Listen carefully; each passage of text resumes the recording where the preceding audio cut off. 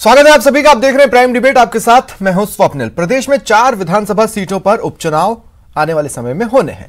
कांग्रेस और बीजेपी दोनों के लिए ये उपचुनाव आंकड़ों यानी संख्या बल में थोड़ी फेरबदल कर सकते हैं, लेकिन इससे विधानसभा के समीकरण में कोई खास फर्क नहीं आएगा। यानी कांग्रेस जहां है वहीं रहेगी, बीजेपी जहां है वहीं रहेगी। फिर भी ये उपचुनाव किसी भी सूरत में कमजोर नहीं रहने वाले। आखिर दोनों पार्टियों की नाक का सवाल है। जाहिर है दोनों एड़ी चोटी का जोर लगाने के मूड में भी हैं। ऐसे में सवाल उठना लाजमी है कि आखिर किन मुद्दों पर ये दोनों पार्टियां मैदान में ताल ठोकेंगी। आज हम इसी सवाल को प्राइम डिबेट में उठाने जा रहे हैं। जो सवाल प्रमुख तौर पर हिस्सा बनेंगे डिबेट का वो आपको बता दें। सवाल नंबर 1 कि आखिर उपचुनावों के मुद्दे क्या होंगे। ये सवाल इसलिए भी अहम है कि राजनीतिक दल क्या मुद्दा सेट करना चाहते हैं ताकि मतदाता वोटिंग के डे पर उन्हें ध्यान में रखकर वोट डाले। लेकिन यह भी सच है कि वोटर्स उपचुनावों के मुद्दे किसे मानकर चल रहे हैं, यह भी अहम रहने वाला है। मुद्दे चाहे राजनीतिक दल जो परोस लें, मतदाता अपनी मर्जी के मुद्दों पर वोट डाल सकता है। सवाल नंबर 2,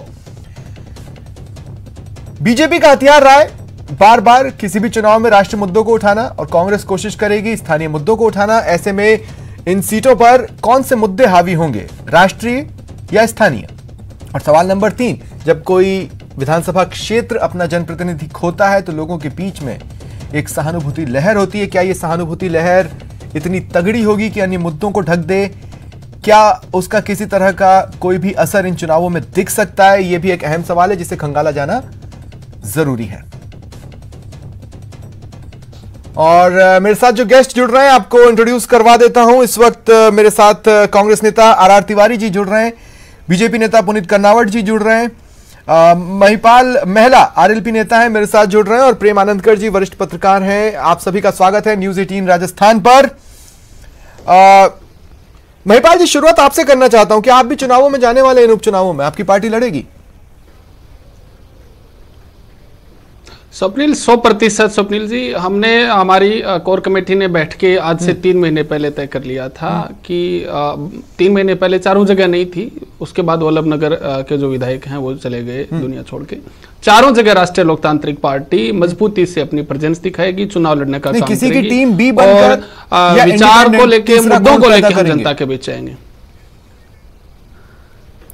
हम नहीं जानते कि कौन सी बी टीम है, किसकी बी टीम है। हम तो बोतल के चुनाव चिन्ह पर हनुमान जी के नेतृत्व में राष्ट्रीय लोकतांत्रिक पार्टी यूनाइट होकर चारों जगह विधानसभा के उपचुनाव लड़ने का काम करेगी। बी टीम ए टीम एनालिसिस करना ये कांग्रेस और भाजपा के लोगों का मानना है। ठीक है, तो आपका मुद्दा क्या रहेगा? राष्ट्रीय लोकतांत्रिक पार्टी मुद्दों को लेकर चारों जगह उपचुनाव लड़ने का काम आपका मुद्दा क्या रहेगा?